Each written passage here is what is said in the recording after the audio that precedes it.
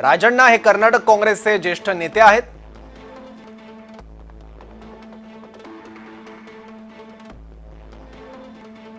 राजण्णा सिद्धरामय्या सरकारमध्ये मंत्री होते।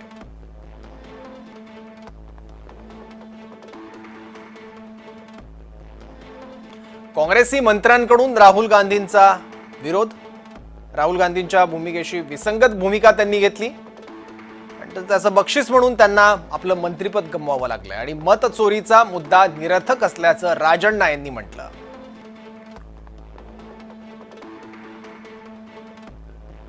सिद्धरामय्यांच्या सरकारमध्ये अनेकदा मतचोरी झाल्याचंही राजण्णा यांनी म्हटलं।